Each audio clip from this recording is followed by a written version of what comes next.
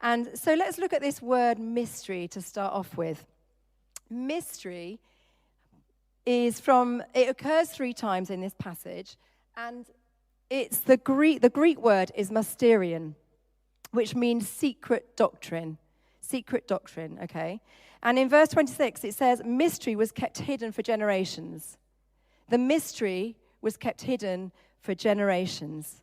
And then in verse 27, it said, but mystery was made known. God made the mystery known to God's people, but it was also now known to the Gentiles. So the mystery was once hidden, and then the mystery is now known. And what is that mystery? Well, it says in verse 27, the mystery is Christ himself, the hope of glory. So the mystery was hidden. It was just for the Jewish people, but it's for the Gentiles, so it's for everybody now. And the mystery is Christ himself. Christ in you, it says in verse 27. The word in means on you, with you, by you. Christ in you. And the hope, the Greek word for hope is elpis, which means trust and confidence and expectation. So when you get Christ in you, you have the hope and the expectation and the trust of God because he's come in you. The same Jesus that was raised from the dead by the Spirit lives in you. And when Christ lives in you, there is a change that happens. There's a major change that brings hope and joy and peace. And we're just going to listen. In a minute, there's an amazing guy. Si and I have been running Alpha recently. And I just wanted to show you this clip of Shane Taylor, who he didn't know anything. That if you like, the mystery was hidden from Shane. And he ended up in prison. He was a violent man, ended up in prison, and he so happened to be going to an Alpha course. He didn't really know what he was going to, but he thought he'd go for a cup of tea or something, and then ended up on this Alpha course. And when he was at Alpha and had heard the pastor that was with him telling him about Jesus, this is what happened. So can you play the video? We all fall short of the glory of God. And then he said the verses about Jesus and explained a bit why he died on the cross for sinners and stuff. And then he said, pray. So I started praying. And I said, God, if you're real, come into my life because I hate who I am. And nothing happened. But then, as I was talking to the pastor, I started to feel this energy feeling in my stomach. And it started to raise up and raise up and raise up and raise up. And I just broke out into uncontrollable tears. And I just sobbed. And it just... right there.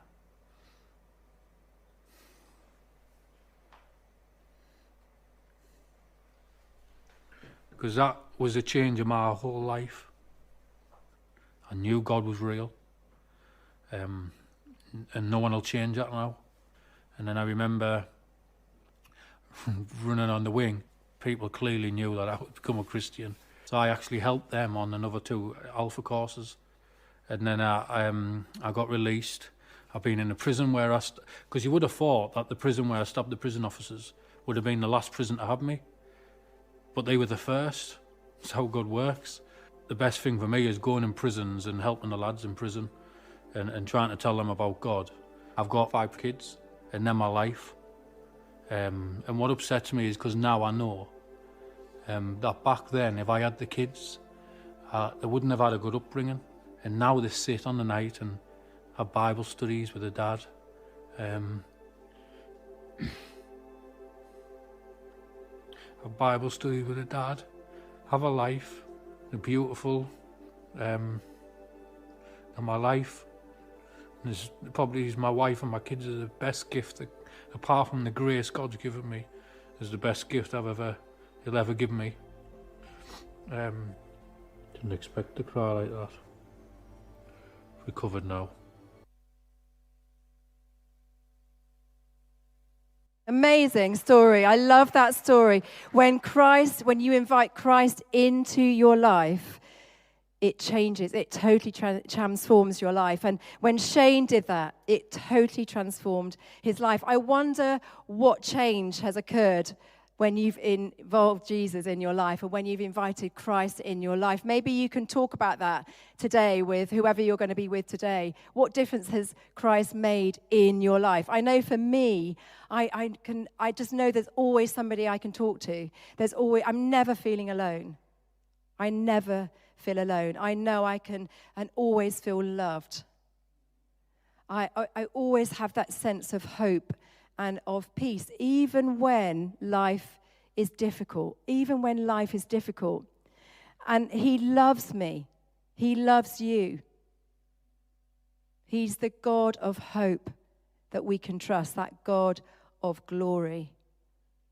And I just find it so encouraging to hear that story and to be reminded that actually when we have Christ in our lives, it makes a huge difference to us. So that's the first thing, mystery. And then secondly, Christ or he. It occurs 8 times through this passage that we've just read. Paul's letter, as I said, always points to Jesus. He wants to point the church of Colossae back to Jesus. And he was concerned because there was false teaching going on. And the false teaching, it says in verse 4, it says this, I tell you this, Christ has all the treasure of wisdom and knowledge, so that no one may deceive you by fine-sounding arguments.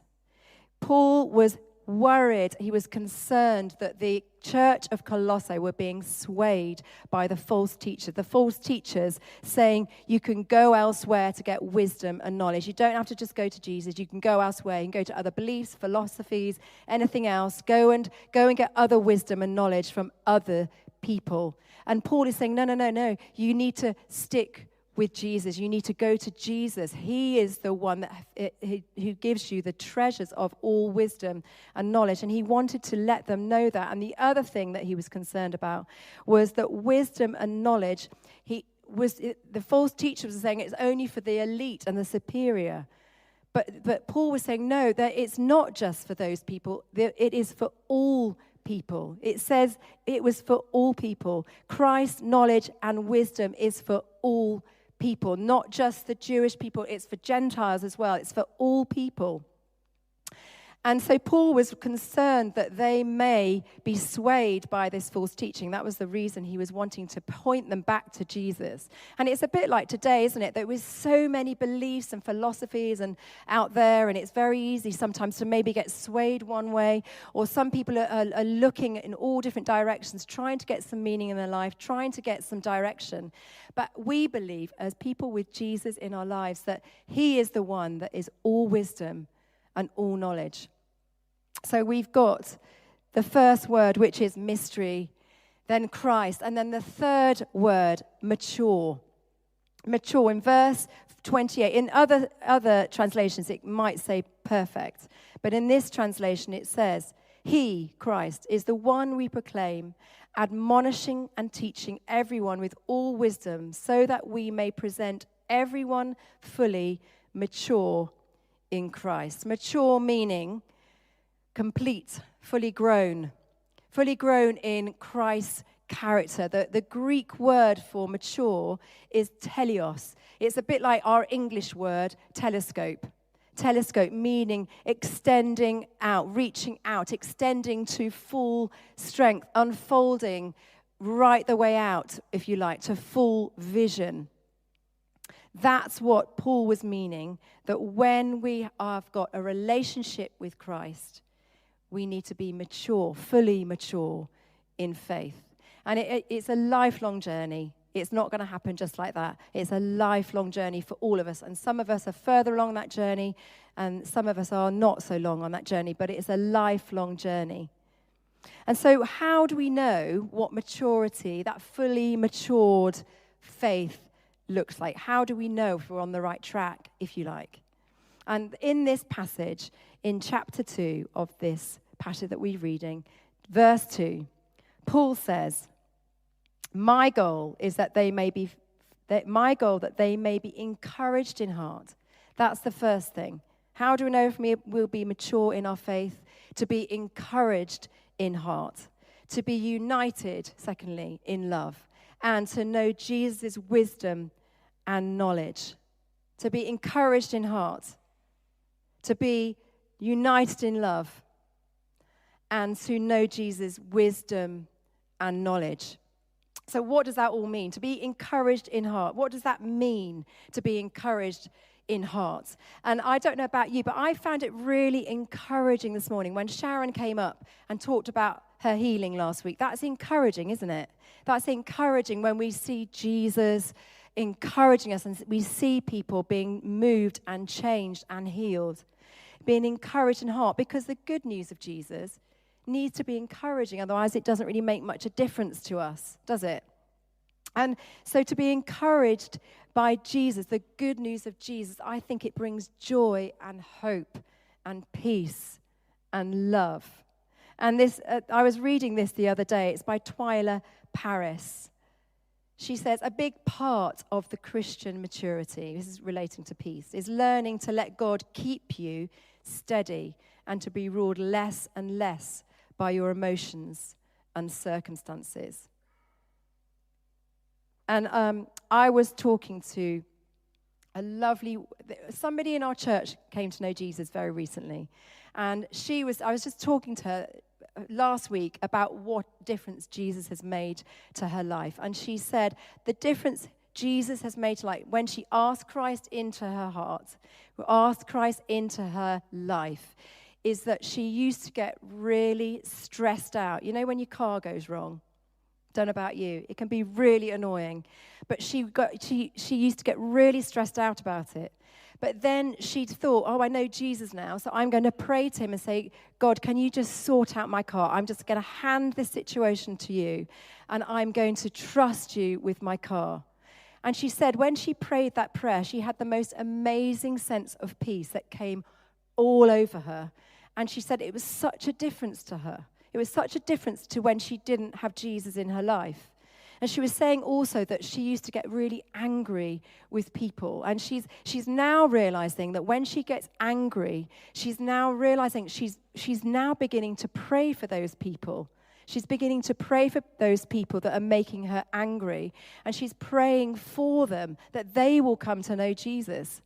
And so what an incredible change and transformation that when you have this incredible sense of Jesus being in your life, that you're encouraged by that good news. That is a sign of maturity.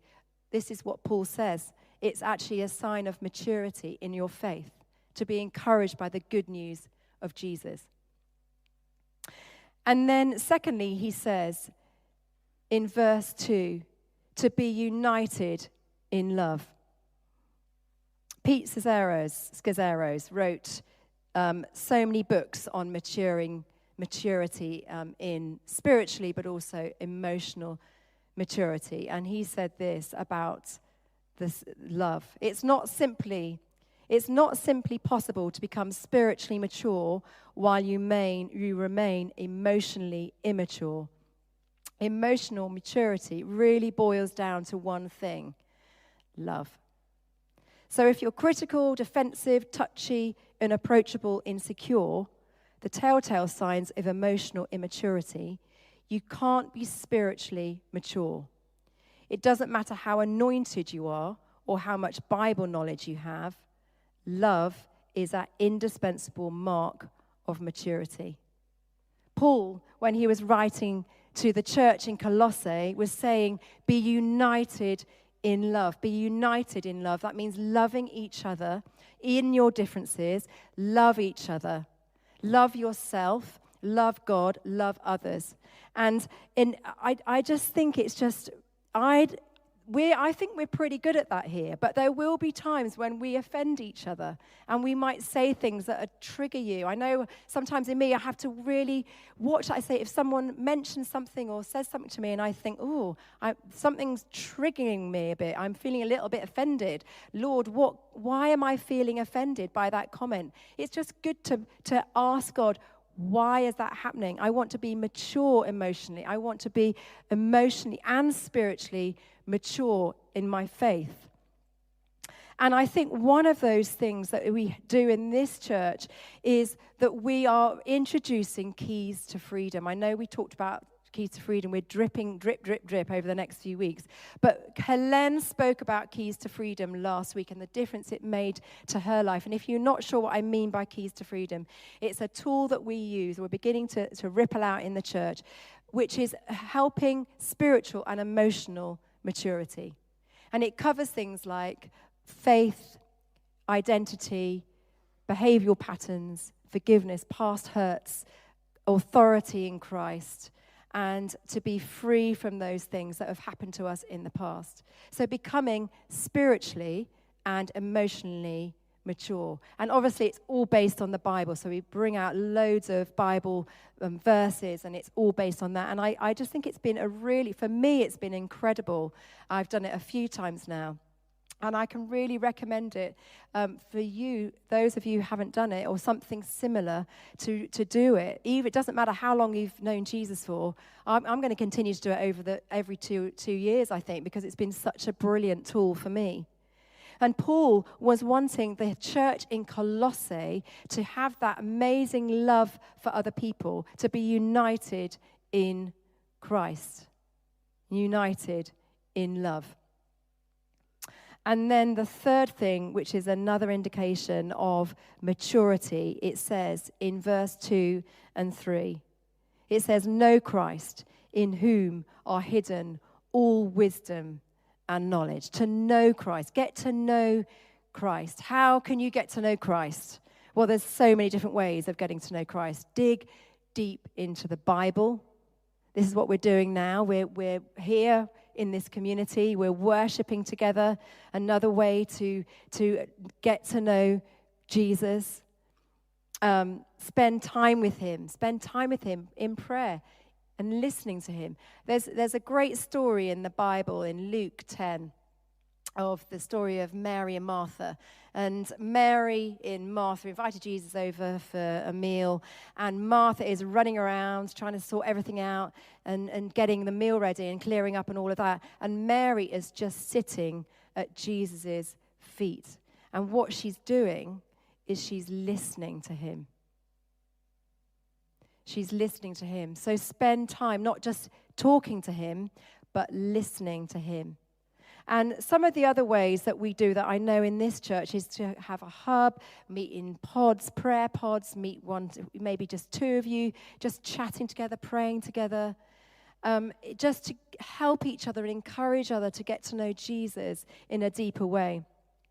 I listen to podcasts. I love John Marcoma. I love Simon Moore, but John Marcoma is an amazing person. I love his voice, actually. If you don't know John Marcoma, he's got the most incredible voice to listen to. But he's got an amazing teacher in the Bible.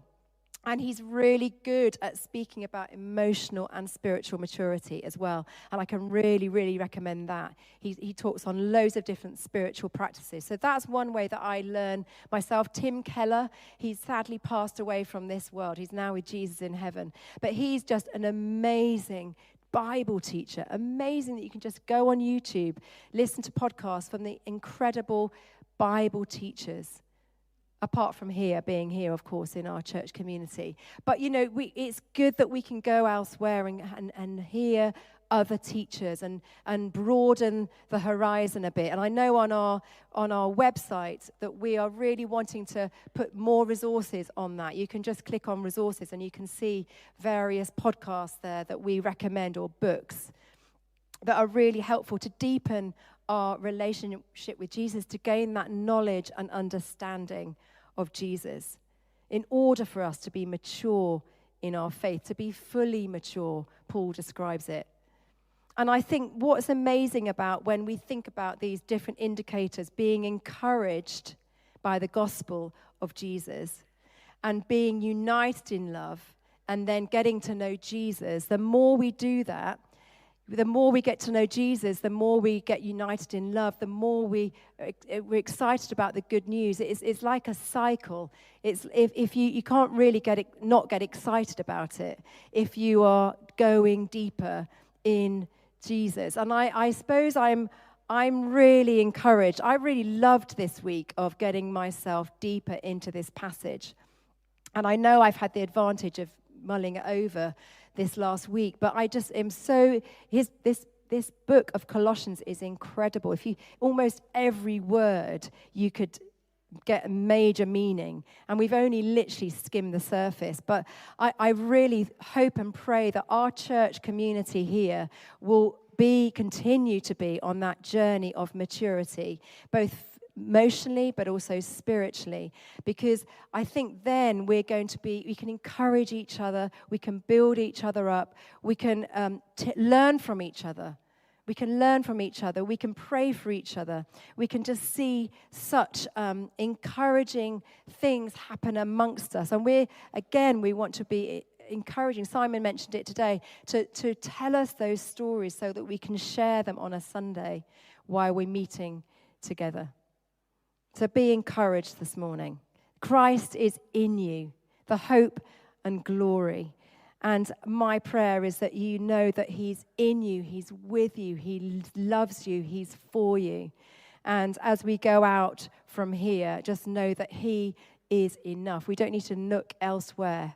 We can keep delving into his word. The knowledge and the wisdom that's there is like treasure, it's like gold.